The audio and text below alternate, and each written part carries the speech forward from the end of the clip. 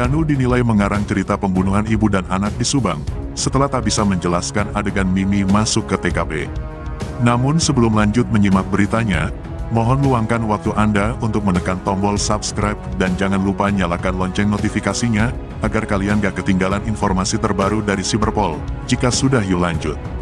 Gelar prarekonstruksi yang digelar, Kamis, tanggal 3 November tahun 2023, lalu memunculkan sebuah fakta baru, yakni munculnya adegan Mimin ke TKP yang tak bisa dijelaskan oleh Ramdhanu atau Danu. Ketidakbisaan Danu mengungkap adegan Mimin muncul di TKP membuat pengacara Yosef menyebut bahwa Danu memang mengarang cerita itu. Sehingga dia tidak bisa dengan runtut menjelaskan dari mana datangnya Mimin hingga ada di TKP. Melansir Tribun Bogor, adegan Mimin berada di TKP muncul dalam peragaan ke-80 hingga 95. Dalam peragaan itu, Danu menyebutkan bahwa Mimin juga ikut muncul pada hari eksekusi. Namun pada prarekonstruksi itu tidak terlihat ada adegan Mimin masuk ke dalam rumah TKP. Kejanggalan itu pun ditanggapi oleh Rohman Hidayat. Menurutnya, hal itu jelas tak akan ada dalam rekonstruksi. Ia jelas gak terungkap karena Danu mengarang cerita, kata Rohman saat dihubungi tribunNewsBogor.com, Sabtu, tanggal 4 November tahun 2023. Ia pun lagi-lagi menyaksikan keterangan Danu soal peran dari 4 kliennya. Kalau ceritanya benar, Danu tidak akan kesulitan menceritakan setiap peran, kata dia.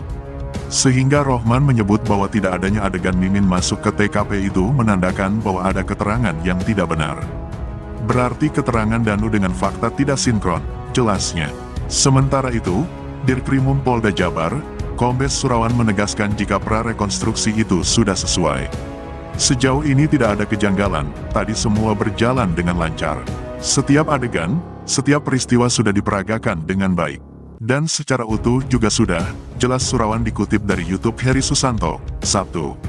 Mengenai tak adanya adegan Mimin masuk ke TKP, menurut Surawan, hal itu dikarenakan Danu tidak melihatnya. Tadi tak kita peragakan adegan Mimin di luar karena Danu tidak melihat Mimin saat masuk, kata Kombes Surawan. Ia menambahkan, Mimin menurut keterangan Danu datang ke TKP pada tengah malam. Datang pada saat kedua korban sudah selesai dieksekusi, jelasnya. Surawan juga menegaskan kalau Danu tidak tahu kapan para tersangka pulang ke rumahnya. Danu tidak mengetahui terkait kembalinya Pak Yosef ke TKP, karena sudah balik duluan ke rumahnya, pungkas Surawan. Danu yang sudah ditetapkan sebagai tersangka bersama 4 orang lain, sudah mengajukan sebagai Justice Collaborator ke Lembaga Perlindungan Saksi dan Korban, LPSK. Perlindungan LPSK diperlukan Danu untuk menjamin keselamatannya, mengingat dialah yang membongkar kasus terbunuhnya Tuti Suhartini dan Amalia Mustika Ratu yang sudah mandek selama 2 tahun. Apalagi, 4 tersangka lain, yakni suami korban Yosef Hidayat dan istri barunya, Mimin Mintarsi dan 2 anaknya, Arigi dan Abi hingga kini masih menyangkal keterangan Danu. Namun, hingga berita diunggah, LPSK belum menyetujui perlindungan untuk Danu. Wakil Ketua LPSK, Edwin P. Pasaribu mengatakan, pihaknya dalam waktu dekat akan menempuh asesmen psikologis pada Danu. Adapun, asesmen psikologis itu dilakukan untuk melihat apakah Danu memiliki trauma atau ketakutan.